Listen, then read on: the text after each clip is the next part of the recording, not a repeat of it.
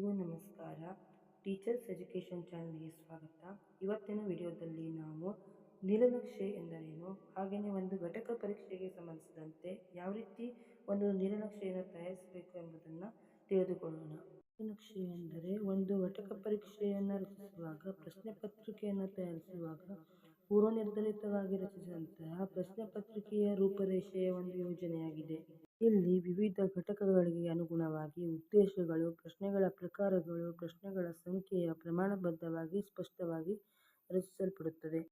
ಎಲ್ಲ ಉಪಘಟಕಗಳೊಂದಿಗೆ ಅಂಕಗಳು ಕೂಡ ನಿರ್ಧಾರವಾಗಿರುವುದರಿಂದ ಮೌಲ್ಯಮಾಪನಕ್ಕೂ ಕೂಡ ಅವಕಾಶವಿದ್ದು, ಶಿಕ್ಷಕನಿಗೆ ಇದು ವಸ್ತುನಿಷ್ಠವಾಗಿ ಮೌಲ್ಯಮಾಪನ ಮಾಡಲು ಸಹಕಾರಿಯಾಗಿದೆ. ಈಗ ನೀಲನಕ್ಷೆಯ ತಯಾರಿಕೆಯನ್ನು ನೋಡೋಣ.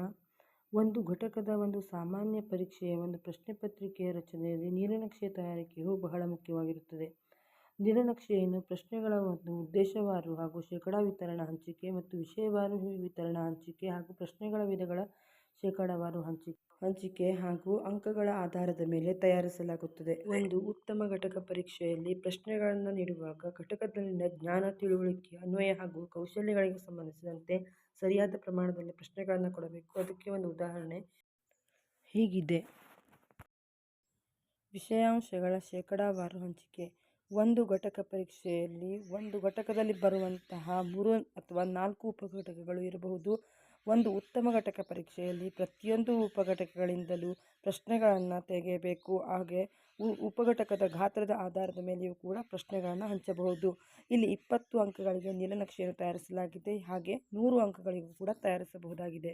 ಇಲ್ಲಿ ಒಂದು ಉದಾಹರಣೆಯನ್ನು ನೋಡೋದಾದರೆ, ಚಲನೆ ಎಂಬ ಪಾಠದ ಮೇಲೆ 4 ಉಪಘಟಕಗಳನ್ನು ಮಾಡಿದ್ದಾರೆ. ಚಲನೆಯ ಮೊದಲನೇ ಉಪಘಟಕ ಚಲನೆಯ ವಿವರಣೆ, ಇದರಲ್ಲಿ 5 ಪ್ರಶ್ನೆಗಳು ಹಾಗೂ ಅಲ್ಲಿ 8 ಅಂಕಗಳಿವೆ. ಹಾಗೆಯೇ ಎರಡನೇ ಉಪಘಟಕ ಏಕರೂಪ ಮತ್ತು ಏಕರೂಪವಲ್ಲದ ಚಲನೆ, 3 ಪ್ರಶ್ನೆಗಳಿವೆ, 7 ಅಂಕಗಳು. ಇದು ಮೂರನೇ ಉಪಘಟಕ ಸರಾಸರಿ ಜವ, ಅದರಲ್ಲಿ 2 ಪ್ರಶ್ನೆಗಳು ಹಾಗೂ 4 ಅಂಕಗಳು.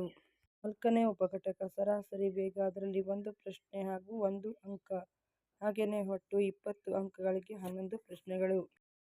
ಈಗ ವಿವಿಧ ರೀತಿಯ ಪ್ರಶ್ನೆಗಳ ಹಂಚಿಕೆ. ಒಂದು ಘಟಕ ಪರೀಕ್ಷೆಯಲ್ಲಿ ವಿವಿಧ ಪ್ರಶ್ನೆಗಳ ಆಯ್ಕೆಯು ಬಹಳ ಮುಖ್ಯ. ಪ್ರಾಥಮಿಕ ಮತ್ತು ಹಿರಿಯ ಪ್ರಾಥಮಿಕ ಹಂತಕ್ಕೆ ಸಂಬಂಧಿಸಿದಂತೆ ವಿವಿಧ ರೀತಿಯ ಪ್ರಶ್ನೆಗಳ ಆಯ್ಕೆಯಲ್ಲಿ ಸ್ವಲ್ಪ ವ್ಯತ್ಯಾಸವನ್ನು ಕಾಣಬಹುದು. ಅಂಕಗಳು ಹಾಗೂ ವಿವಿಧ ರೀತಿಯ ಉದ್ದೇಶಗಳಿಗೆ ವಿವಿಧ ರೀತಿಯ ಪ್ರಶ್ನೆಗಳನ್ನು ಸಹ ಈ ರೀತಿ ತೆಗೆಯಬಹುದಾಗಿದೆ.